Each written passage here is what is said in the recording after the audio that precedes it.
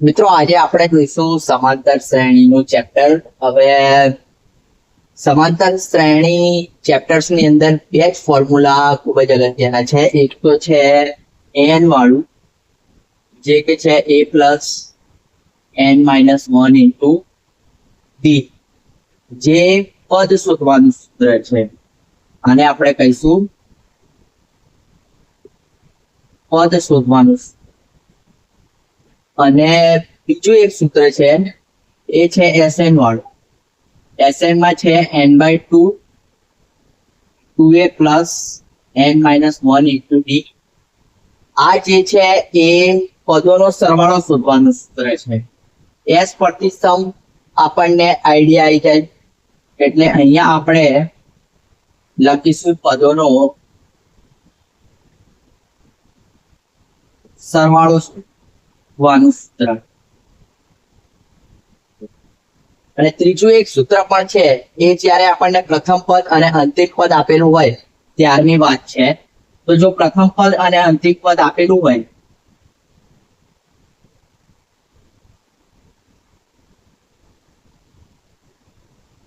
તો આપણે સૂત્ર આ પ્રમાણે થશે: Sn is equal to n/2 a plus a, જ્યાં a જે છે એ પ્રથમ પદ છે અને l જે છે એ અંતિમ પદ છે. તો મિત્રો આ ત્રણ સૂત્ર જે છે, આ ત્રણ સૂત્રનો ઉપયોગ કરીને જ આપણે બધા દાખલાઓ અહીંયા ગણવાના છે. એની અંદર દાખલાઓની અંદર વ્યવહારિક દાખલાઓ પણ આવી જાય અને બીજા ન્યુમેરિકલ્સ પ્રકારના દાખલાઓ પણ આવી જાય. તો ચાલો જોઈએ આપણે કે આ સૂત્ર પરથી આપણે દાખલાઓને કેવી રીતે સોલ્વ કરી શકીએ. આ ત્રણ સૂત્રો જ ઇમ્પોર્ટન્ટ છે. આ ત્રણ સૂત્રોની મદદથી આપણે બધા જ દાખલાઓ સોલ્વ કરવાના છે, એટલે વધારે ટેન્શન લેવાની વાત નથી, કારણ કે આ ત્રણ જ સૂત્રો છે આ ચેપ્ટરની અંદર. અને આ ત્રણ સૂત્રોની મદદથી તમે સરળતાથી, બહુ જ ઇઝીલી તમે દાખલાઓ સોલ્વ કરી શકો છો. આપણે જોઈએ એટલે તમને આઈડિયા આવી જશે કે કેટલું સરળ છે આ સમાંતર શ્રેણી. તો ચાલો શરૂ કરીએ.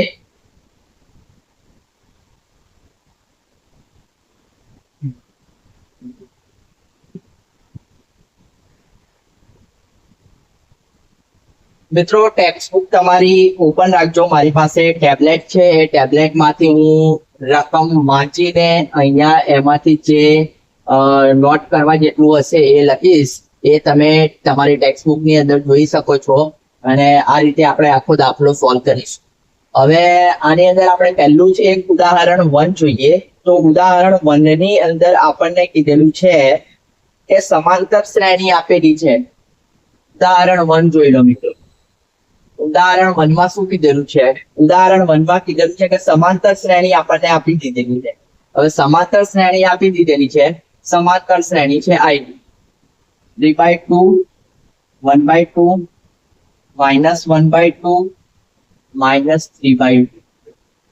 હવે આના પ્રથમ પદ એ અને સામાન્ય તફાવત શોધવાનું છે. તો આ જે સમાંતર શ્રેણી આપેલી છે, એ સમાંતર શ્રેણી માટે આપણે પ્રથમ પદ અને સામાન્ય તફાવત શોધવાનું છે. તો કઈ રીતે શોધી શકાય? મિત્રો સૌપ્રથમ તો તમને એ જણાવી દઉં કે સમાંતર શ્રેણી શું હોય છે. તો સમાંતર શ્રેણી ગણિતની ભાષામાં એક પ્રકારની પેટર્ન હોય છે, જેની અંદર એનો જે સામાન્ય તફાવત હોય એ સમાન છે. તમને કોઈ પણ શ્રેણી આપેલી હોય અને એમ કીધેલું હોય કે આ સમાંતર શ્રેણી છે કે નહીં, એ ચકાસો. તો કઈ રીતે ચકાસવા? તો એના માટે સૌ પ્રથમ તમારે જોવું પડે કે એમનો સામાન્ય તફાવત એટલે કે ડિફરન્સ સમાન છે કે નહીં.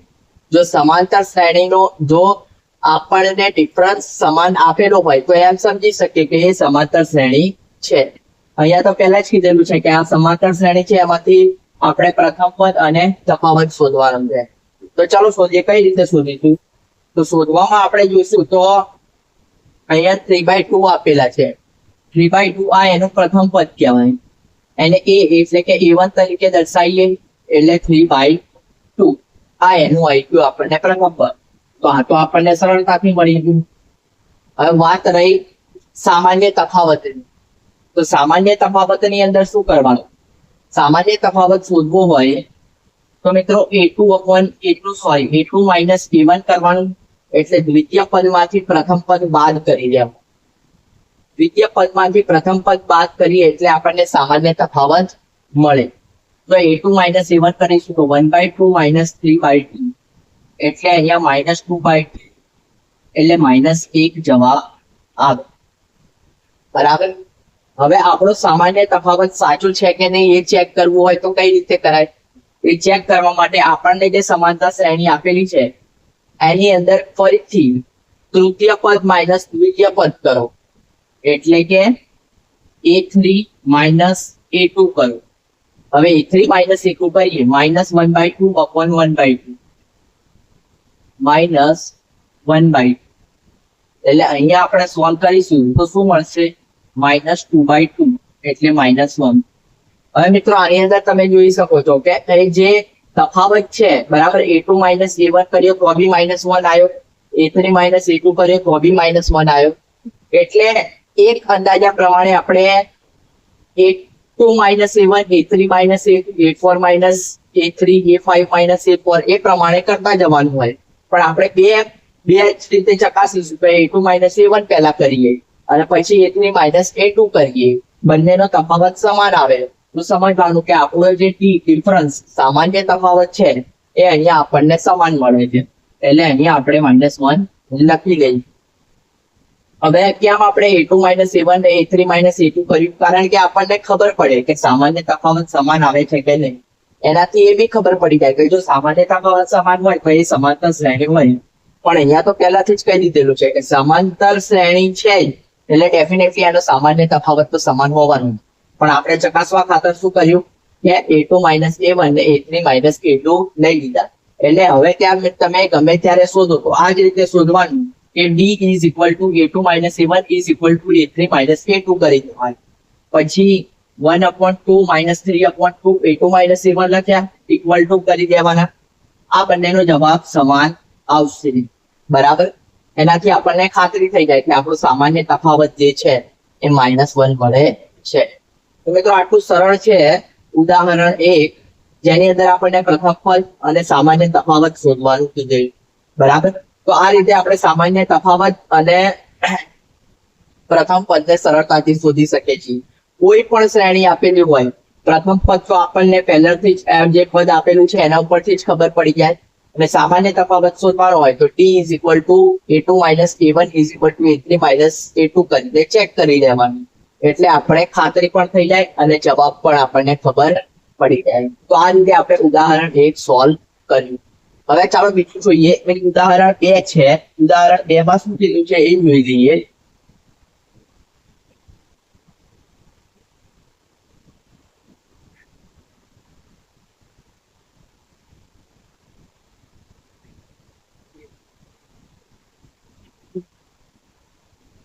મિત્રો ઉદાહરણ 2 માં કીધેલું છે કે કઈ સંખ્યાની યાદી સમાંતર શ્રેણી છે. તો ઉદાહરણ 2 માં આપણને પહેલા તો પૂછેલું છે કે કઈ સમાંતર શ્રેણી છે.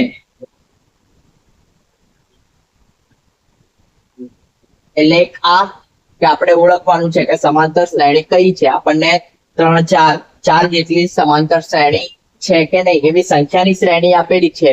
એ આપણે ચેક કરવાનું છે કે આમાંથી કઈ સમાંતર શ્રેણી છે. અને સમાંતર શ્રેણી હોય તો તે પછીના બે પદો લખો. અને જો સમાંતર શ્રેણી હોય તો તે પછીના બે પદો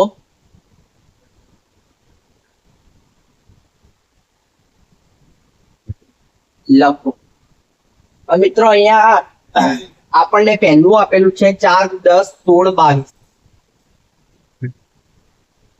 4 10 16 22 એટલે આપણે તો શું કરવાનું? સમાંતર શ્રેણી છે કે નહીં એ કેવી રીતે ખબર પડે?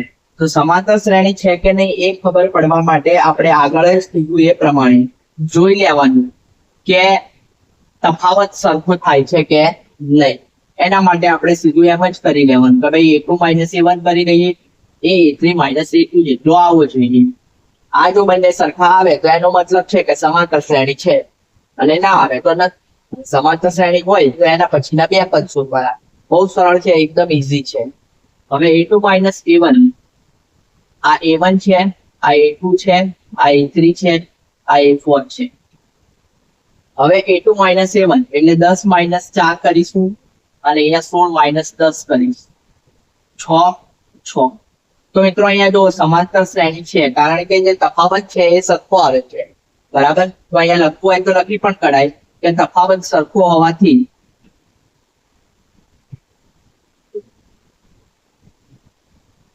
સમાંતર શ્રેણી છે. હવે તફાવત સરખો છે એટલે સમાંતર શ્રેણી તો થઈ ગઈ કન્ફર્મ. હવે એના પછીના બે પદો એટલે A4 તો આપેલા જ છે. હવે A5 ને A6 શોધી લઈએ. તો A5 ને A6 આપણે કઈ રીતે શોધવું? તો A5 ને A6 શોધવા માટે આપણે શું કરવું પડશે? તો A5 ને A6 શોધવા માટે આપણે તો સૌ પ્રથમ an વાળું ફોર્મ્યુલા યુઝ કરવું છે. an is equal to a plus n minus 1 into d. હવે A5 જોઈએ તો n ની જગ્યાએ 5 લગાવો. તો n ની જગ્યાએ 5 લગાવીએ તો a plus 4d થશે.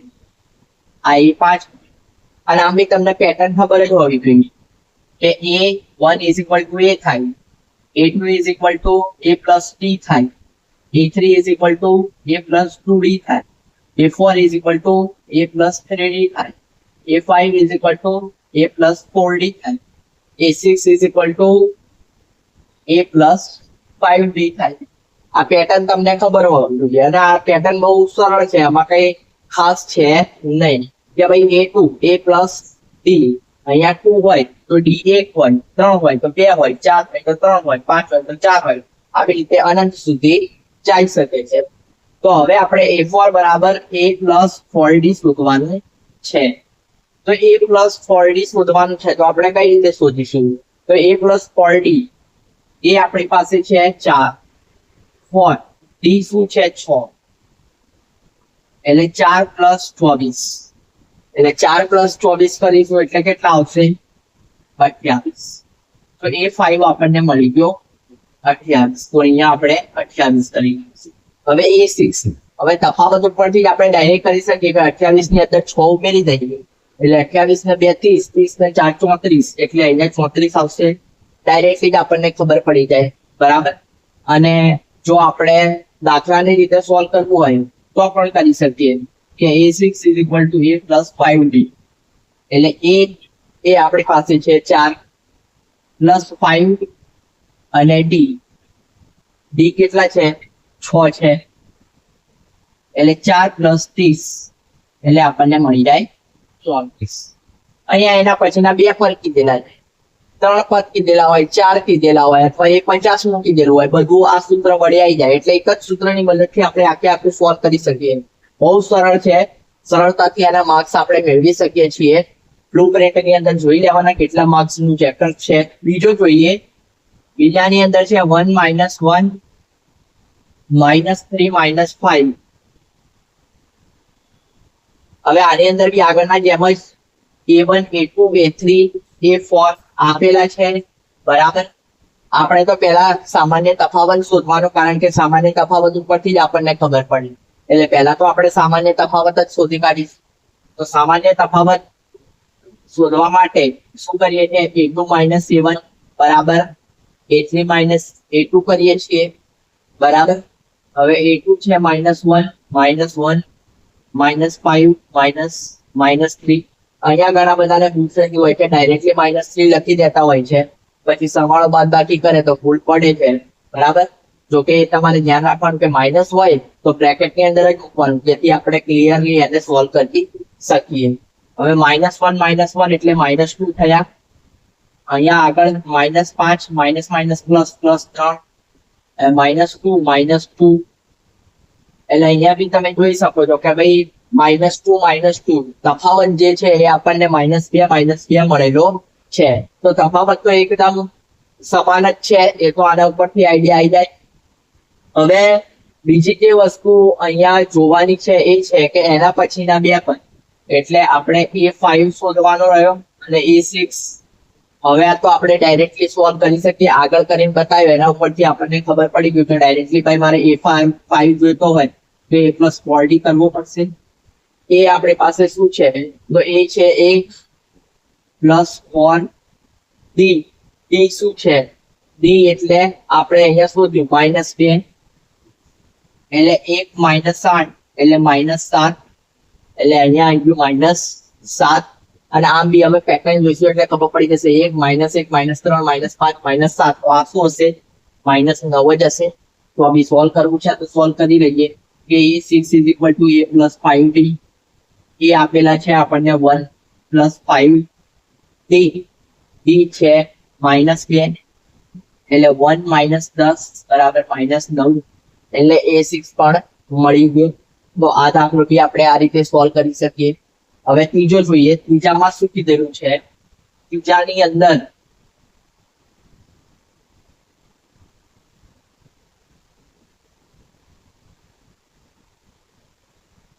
અંદર આપેલું છે -2 2 -2 2 -2 ત્રીજો -2 2 -2 2 -2 up to હવે આની અંદર તફાવત શોધવાનો છે એટલે a2 - a1 = a3 - a2 કરીશું કારણ કે આપણે આ સૂત્ર વડે કરીએ છીએ બધું બરાબર. હવે a2 એટલે 2 - a1 એટલે -2 આગળ જે પ્રમાણે માઇનસ હોય એટલે બ્રેકેટ મૂકી દેવાનું એટલે કન્ફ્યુઝન થાય નહીં. a3 -2 -2 2 + 2 -2 -2 4 -4 અહીંયા તો પહેલાથી જોઈ શકાય કે સામાન્ય તફાવત સરખો આવતો નથી. હવે સામાન્ય તફાવત સમાન નથી એટલે લખી શકીએ કે ભાઈ સામાન્ય તફાવત સમાન ન હોવાથી સમાંતર શ્રેણી નથી. સીધો જવાબ. આપણને ખબર પડી ગઈ કે ભાઈ સામાન્ય તફાવત જ સમાન નથી તો સમાંતર શ્રેણી જ નથી. સમાંતર શ્રેણી જ નથી તો પછી પદો શોધવાની જરૂર નથી. બરાબર. તો આ રીતે પણ આ દાખલો સોલ્વ કર્યો આપણે. હવે એની અંદર ચોથો જોઈએ. ચોથામાં શું કીધેલું છે? તો ચોથાની અંદર રકમ આપેલી છે 1 1 1 2 2 3 3 3 1 1 1 2 2 2 3 3 3. હવે ઘણા વિદ્યાર્થી મિત્રો ડાયરેક્ટ જોઈને જ કહી દેતા હોય છે. એ વાત સારી છે પરંતુ આપણે એને મેથેમેટિકલી સોલ્વ કરવાનો જ કારણ કે ઘણી વાર તમે ડાયરેક્ટ જોઈને કહી દેતા હો છો પણ જવાબ ખોટો પડી જતો હોય છે. એટલા માટે આપણે ડાયરેક્ટ નહીં કહેવાનું અને આપણે એને સોલ્વ કરવાનું અને સોલ્વ કર્યા પછી જ આપણે આગળ વધવાનું સ્ટેપ બાય સ્ટેપ. તો અહીંયા આપણે સામાન્ય તફાવત શોધવાનો છે. સામાન્ય તફાવત a2 - a1 = a3 - a2 કરીશું બરાબર. હવે 1 - 1 = 1 - 1 0 = 0. તો હવે ડાયરેક્ટલી આપણને ખબર પડી કે સામાન્ય તફાવત તો સમાન આવે છે. તો સામાન્ય તફાવત સમાન આવે છે એટલે આ સમાંતર શ્રેણી છે. સાચું કે ખોટું? તો અહીંયા ખાસ ધ્યાન આપવાનું છે કે પાછળની જે સંખ્યા છે એ 2 2 2 3 3 3 છે એટલે ખાલી 2 થી કમ્પેર કરવાથી આપણને જવાબ સામાન્ય તફાવત સમાન આવે છે કે નહીં એનો આઈડિયા મળશે નહીં. એટલા માટે આપણે શું કરવું પડશે? હજુ એક લેવું પડશે એટલે કે a4 - a3. એટલે આ ખાસ ધ્યાનમાં રાખવાનું અને તમે જેમ જેમ સોલ્વ કરતા જશો એમ સમજણ શક્તિ વિકસતી જશે અને તમને ઓટોમેટિક આઈડિયા આવતો જશે કે ભાઈ મારે a4 - a3 કરવું જોઈએ કે નહીં. તો a4 - a3 કરીએ તો 2 - 1 આવે છે 1 જો કે 0 નથી બરાબર. એટલે અહીંયા પણ સામાન્ય તફાવત જે છે એ સમાન મળતો નથી. તો અહીંયા બી લખી કાઢીશું કે સામાન્ય તફાવત સમાન મળતો ન હોવાથી સમાંતર શ્રેણી નથી. તો મિત્રો આ રીતે આપણે બધા જ ઉદાહરણ 1 અને ઉદાહરણ 2 જોયા જેની અંદર આપણને કીધેલું કે ભાઈ સમાંતર શ્રેણી છે કે નહીં એ ચેક કરો અને હોય તો એનું 5મું 6મું પદ શોધો અને આગળ વાળામાં કીધેલું કે પ્રથમ પદ અને સામાન્ય તફાવત શોધો. તો બહુ સરળ છે. એક જ સૂત્રનો ઉપયોગ થાય છે અહીંયા. આ સૂત્ર તમે યાદ રાખી લો અને સૂત્રને તમે 4-5 વખત લખીને પણ યાદ રાખી લો અને સૂત્રની મદદથી આપણે બધા દાખલા સોલ્વ કરી શકીએ છીએ. બહુ સરળ છે. આ જ રીતે આપણે આગળના બધા જ દાખલા સમાંતર શ્રેણીના જોઈશું. એ માટે તમે ચેનલને સબસ્ક્રાઇબ કરી લેજો, એટલે જેટલા બી દાખલા ચાલશે તેની તમને અપડેટ મળતી રહેશે. Thank you.